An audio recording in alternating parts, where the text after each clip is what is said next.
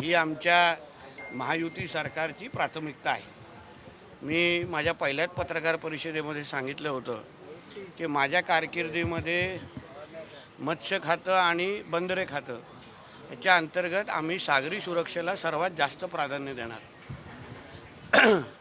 ह्याच्या अगोदर जे चालणाऱ्या ज्या गस्ती नौका होत्या त्या लाकडी होत्या आणि लाकडी असल्यामुळे जो आम्हाला योग्य कारवाई त्यांच्याकडून अपेक्षित होती, कारण का समोरचे असणारे जे मोठे ट्रॉलर किंवा आधुनिक ट्रॉलर असायचा त्याचा पाठलाग करणं त्या लाकडी गस्ती नौकांना शक्य नव्हतं। आम्हाला थोडी आधुनिक आणि लेटेस्ट टेक्नॉलॉजीवाले काही गस्ती नौका अपेक्षित होत्या। त्यानुसार आज जी काही गस्ती नौका आपण पाहिलेली आहे तशा 5 गस्ती नौका लवकरच आपण समुद्रकिनारी आपण उतरवणार आहोत, जेणेकरून सागरी सुरक्षेच्या दृष्टिकोनातून कोणीही अनधिकृत कुठलेही हालचाल आमच्या किनारपट्टीवर करत असेल तर जसं ड्रोनची सुरक्षा 9 जानेवारीपासून आम्ही लावलेली आहे, त्याच्यामुळे असंख्य अनधिकृत मासेमारी असो किंवा कोणीही कुठल्याही पद्धतीची अनधिकृत हालचाली आमच्या किनारपट्टीवर करू शकलेला नाही आहे। त्याला ताकद देण्यासाठी आता 5 गस्ती नौका प्राथमिक आम्ही आमच्या मत्स्य खात्याच्या माध्यमातून आम्ही उतरवणार आहोत। टोटल 15 ह्या येणाऱ्या कालावधीमध्ये आपल्या पूर्ण किनारपट्टीवर आपल्याला दिसतील, जेणेकरून आपली किनारपट्टी सुरक्षित ठेवण्याच्या दृष्टिकोनातून हे महत्त्वाचं पाऊल आमच्या मत्स्य खात्याने उचललेलं आहे। सर, कोकणात वैशिष्ट्य त्याच्यामध्ये एक तर 15 जणांची सिटिंग आहे, त्यांची स्पीड जी आम्हाला अपेक्षित आहे, ज्याला आम्हाला मोठे मोठे आधुनिक ट्रॉलर असतील, स्पीड बोट जे कोण अनधिकृत मासेमारी करतात त्यांचा पाठलाग करण्यासाठी ज्या गोष्टीची गरज आहे त्याच्यामध्ये विविध पद्धतीने आम्ही टेक्नॉलॉजिकली ॲडव्हान्स अशा गोष्टी आम्ही बसवलेल्या आहेत, जेणेकरून आम्हाला अनधिकृत कुठलीही बोट अगर आमच्या हद्दीत आली तर तिला आयडेंटिफाय करणं, तिच्यापर्यंत पोचणं, तिचा पाठलाग करणं। 15 लोकांची बसण्याची सोय होत असल्यामुळे आमच्या ज्या सागरी सुरक्षेचे जे पोलीस आहेत त्यांनाही बसण्याची सोय आहे आणि म्हणून जे सागरी सुरक्षेला अजून कडक करण्याच्या दृष्टिकोनातून ही बोट आम्हाला प्रचंड कामाला येईल। सर, कोकण मेट्रो संदर्भात सुद्धा आपण आढावा घेतलेला आहे, काही निर्देश देण्यात आलेले आहेत। आदरणीय देवेंद्र फडणवीसजींनी आपल्या मुख्यमंत्र्याच्या कारकिर्दीमध्ये 14 ते 19 आणि आता या मुख्यमंत्र्याच्या कारकिर्दीमध्ये मुंबईमध्ये मेट्रोचं एक जाळं अतिशय चांगल्या पद्धतीने त्यांनी तयार केलं आणि म्हणूनच मेट्रोचा फायदा मोठ्या प्रमाणामध्ये मुंबईकराला पण झालेला आहे आणि ट्रॅफिकचे पण प्रश्न सोडवण्यासाठी मोठ्या प्रमाणात झालेला आहे। तसंच कोस्टल रोडचं पण एक महत्त्वाचा प्रकल्प आदरणीय देवेंद्र फडणवीसजींनी केलेला आहे, त्या सुरू केला आणि तो संपवला पण। तसंच कोची वॉटर मेट्रोच्या धर्तीवर मुंबई वॉटर मेट्रोचा फिजिबिलिटी रिपोर्टचं प्रेझेंटेशन काल आमच्याकडे झालं। DPR सप्टेंबरपर्यंत अपेक्षित आहे आणि डिसेंबर 2026पर्यंत पहिला टप्पा त्या मुंबई वॉटर मेट्रोचा, जसं आपण देवेंद्रजींना मेट्रो मॅन अशी पदवी दिलेली आहे तसंच डिसेंबर 2026पासून आपण त्यांना मुंबईचे वॉटर मेट्रो मॅन असे पदवी निश्चित पद्धतीने देऊ, अशा पद्धतीचा चांगला प्रकल्प मुंबईकरांसाठी आम्ही आणतोय।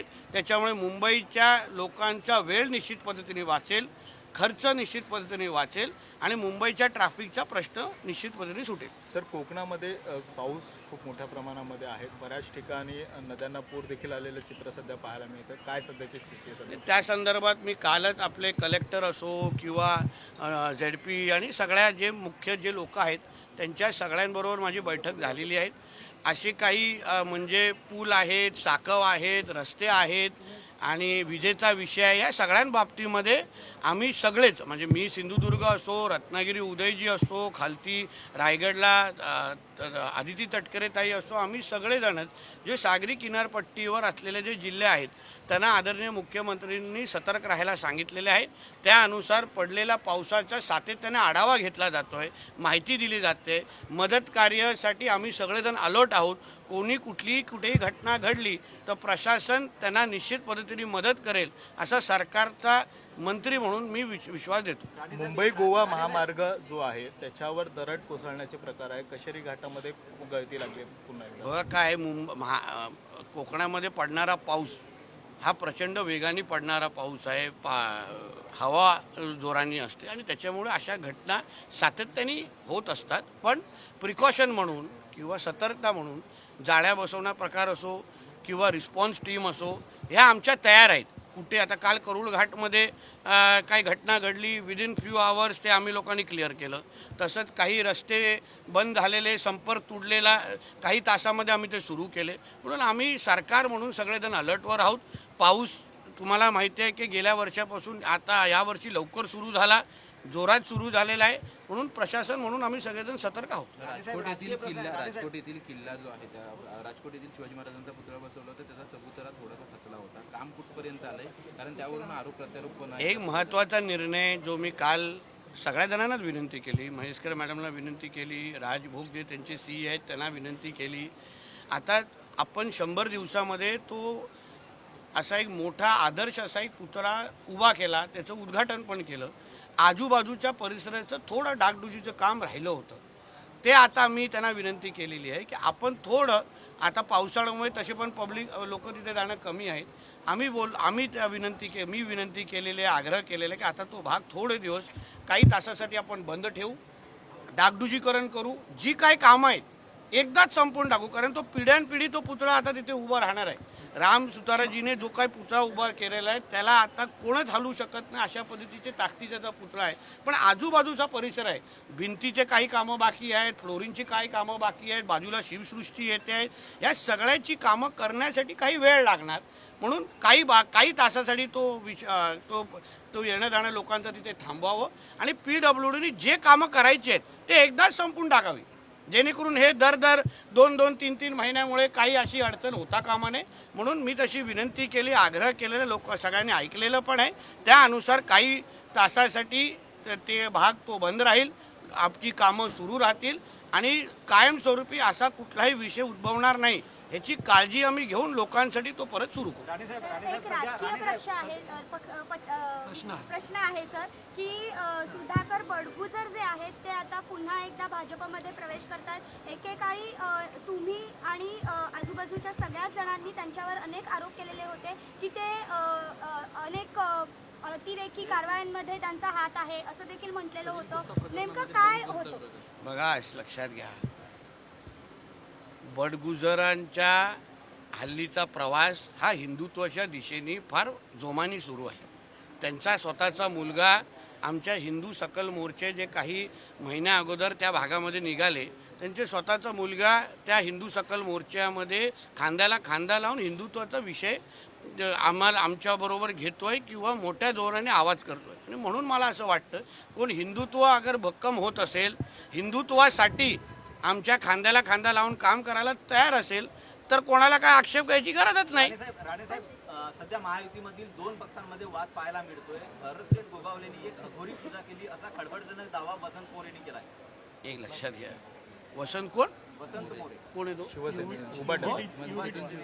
ना, आता कुठे येतो उबाटे. लक्षात घ्या, अघोरी पूजा काय असते हे कोणाला दुसऱ्याला विचारू नका, मातोश्रीच्या 3ऱ्या माळ्यावर विचारा. अघोरी पूजेमध्ये PhD केलेली आहे. कुठे काय त्याचं कॅलेंडर मी दाखवू शकतो, कोण बुवा कुठे आणलं जातं, काय कुठे कापलं जातं. म्हणून अघोरी पूजाचे आरोप आमच्या गोगावलेजींवर करण्या अगोदर उबाटावाल्यांनी थोडा आपल्या मातोश्रीमध्ये बसलेल्या मालकाला विचारावं, बाबा अघोरी पूजा नेमकं काय, उद्धवजी तुम्ही किती वेळा अघोरी पूजा केलेली आहे, कुठे केलेली आहे, त्यासाठी काय कधी मीठ काय सोडलं, कधी दुसरं काय सोडलं, कर्जतच्या त्या फार्म हाऊसमध्ये जमिनीच्या खालती काय काय पुरलेलं आहे हे. म्हणून अघोरी पूजा बोलण्या अगोदर ना थोडं उद्धवजींना अगर तो विचारलं असतं तर त्यांनी फार डिटेलमध्ये सांगितलं असतं. तज्ज्ञ आहेत उद्धवजींना, त्या अघोरी पूजेमध्ये तज्ज्ञ आहेत, म्हणून थोडं त्यांच्याशी बोलावं आणि मग आमच्या मंत्री महोदयांवर अघोरी पूजेचा आरोप करावा. राज्यात आणि देशामध्ये ज्या काही दुर्घटना घडतात, म्हणजे ट्रेन अपघात असू द्या किंवा पुलाची दुर्घटना असू द्या, याच्यावरून संजय राऊतांनी कोणवती सरकार भाजपला असं प्रकारे संबोधलं. अहो, सर्वात मोठा चपटा पायाचा मुख्यमंत्री हा त्याचा मालकच होता. म्हणजे कोरोना आला काय, वादळं आली काय, हे काय, केवढी काही गोष्टी त्या 2.5 वर्षाच्या कारकिर्दीमध्ये, म्हणजे लोकांना फक्त डायनॉसॉरच दिसण्याचं बाकी होतं. बाकी उद्धव ठाकरेच्या कालावधीमध्ये सगळं दिसलेलं आहे. म्हणून चपट्या पायाचा मुख्यमंत्री कशाला म्हणतात हे संजय राजाराम राऊतनी त्याच्या मालकाचा फोटो वगैरे बघितला ना त्याला चांगला दिसेल. म्हणून दुसऱ्यांना बोला आमचं तो शुभ सरकार आहे, एवढ्या चांगल्या गोष्टी व्हायला लागलेल्या आहेत, कळलं ना. म्हणून संजय राजाराम राऊतला बोलून पहिल्या डोंगणाखाली बघ आणि आमच्यावर आरोप कर. शिवसेना फुटीमागं रश्मी ठाकरेंचा हात आहे असं पण गोगावले म्हणतात. पण ह्याच्यात नवीन काय आहे?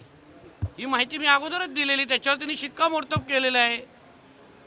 जे उद्धव ठाकरेंचा कारभार ओळखतात त्यांना सगळ्यांना माहिती आहे वहिनींचा हस्तक्षेप किती असतो, काय असतो. म्हणून हे काय नवीन नाही जे काय गोगावले साहेब म्हटलेले आहेत, नवीन काहीच नाही आहे. त्याच्यामध्ये आश्चर्य वाटण्यासारखी गोष्ट काय आहे याच्यामध्ये? सर तुम्ही आता दीपक बडगुजरांचा उल्लेख केलात, मात्र त्यांच्यावर देखील मोका लागलेला होता याआधी एका गुन्ह्याच्या प्रकरणामध्ये. कसं परत मी तुम्हाला सांगतो, हिंदुत्वाचे धागा घेऊन अगर आमच्याबरोबर कोणी येत असेल तर आम्ही त्याचं स्वागतच करणार. बडगुजर आता भगवादारी 100% झालेले आहेत, म्हणून ते अगर बरोबर येत असतील तर हरकत नाही. आमच्या पाडवी असं म्हणतात की लाडकी बहीण योजना आमच्या त्यावेळेस एकनाथ शिंदे भाईंनी आणली, परंतु आता त्यांनी आणलेली योजनाच आता कुठेतरी आम्हाला घातक ठरते, कारण की आमचाच मी त्यांचं ऐकलेलं नाही. तुम्ही कोणाचे काही विचाराल मला माहीत नाही, मी ऐकलेलं नाही. चला धन्यवाद. देश विदेशातील प्रत्येक घडामोडींचे लाईव्ह अपडेट मिळवण्यासाठी आता साम टीव्हीच्या सर्व सोशल मीडिया प्लॅटफॉर्मला लाईक, फॉलो आणि सबस्क्राईब करा. तसंच सर्व नोटिफिकेशनसाठी बेल आयकॉन प्रेस करायला विसरू नका.